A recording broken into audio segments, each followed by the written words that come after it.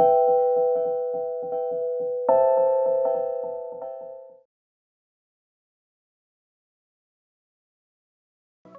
was involved in myopia research in 1998 when we wrote a proposal.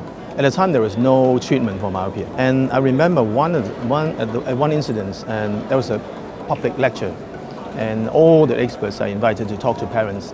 And the parents keep asking a question, well, my kids are very highly myopic and they're progressing like mad, 1-2 diopter per year. Expert, what can we do? At the time, there was absolutely no treatment. And I was thinking, I was one of the panel's members, and I was jotting down, I was thinking, what are the literature telling us all these years of work in animal work and so on. And then all of a sudden I thought about this idea, which is optical defocus, which how the normal eye respond to an environment and how it will grow into different sizes. So I thought, well, in there is a component that you can manipulate, and the eye will respond to it and then slow its growth. So I thought that might be exciting. So I quickly jot down everything. I still remember I was in a restaurant. I thought I might forget, so I picked up a ordering form and turn it over in the ring. I just read everything. I still have the paper with me. I worked with Professor Chiho To and on this in 2002. And at that time, we thought of a mechanism that can control the eye growth. And from there, we worked on a few animals and proved the concept. And then we know that we have to work on a clinical trial. So at that time, funding wasn't available.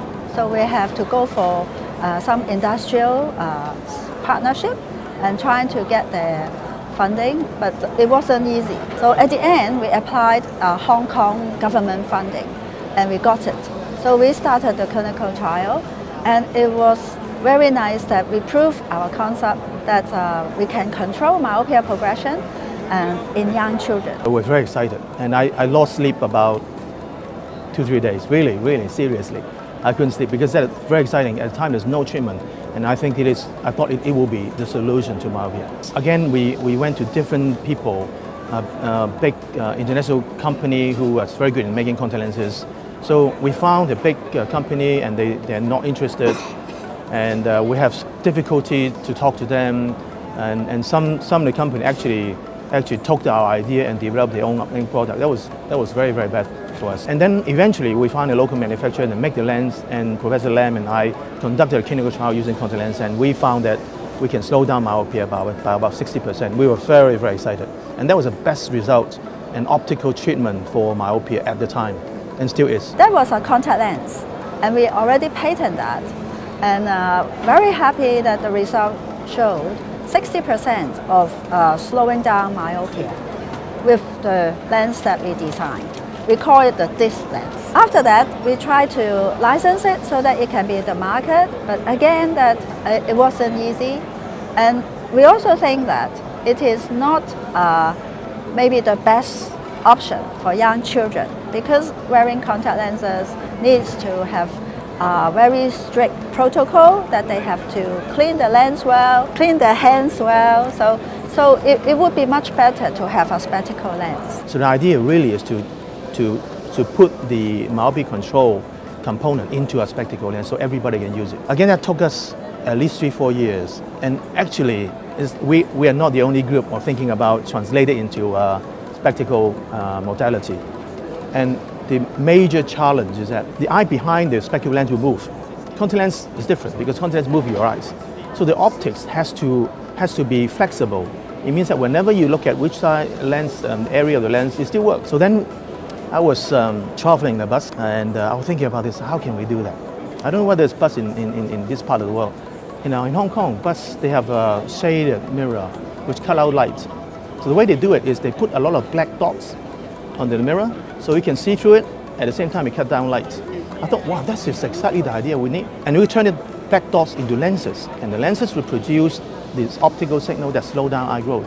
But the same thing happened. We do not have the funding support. So we look out for different lens companies. At the end, we found a company called Hoya, and they have the technology to match with our design. And at the end, it's a very beautiful collaboration. So we did another clinical trial from 2015. Since then, the results of 2 years also demonstrated 60% of retardation in myopia. The very good news is that children have no compliance issue. They just wear the lenses like any other spectacle lens. And another good news is that 1 in 5 children have their myopia stopped completely. So they have no further progression. And we're also very happy that Hoyer company is very supportive. And now we come into agreement of licensing, and they are going to launch the lens in coming summer. I think the challenge to Hoyer at the time was that you have to produce a lens that the kids would like to wear, and their technology is very, very good. And you can look at the lens, it's very similar to a single vision lens, but yet the results show that it is very good and slow down myopia by 60%. So we're very happy. I think like any research, it is difficult in the beginning. To prove a concept needs time and also resources. We finally get it done. We confirm that it can work in human. And it is kind of very excited that we can help our next generation, especially in Asia. So where 80% of the young children are short-sighted. And short-sighted can bring into a health issue. So there could be possible higher chance of retinal complications. So we are thinking that we do not want our next generation to suffer. So in this process, even though it is difficult, but we managed to go on a step at a time.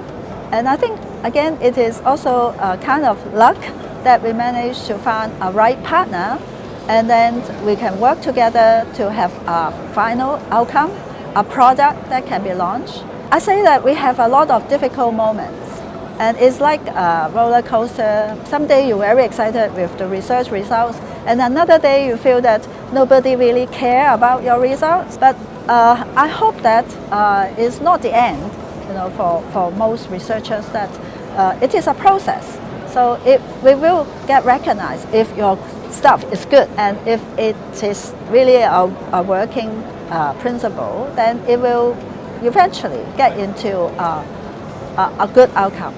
So I think we are at this stage. We're hoping that after launching the products, then that the myopia progression can be affected.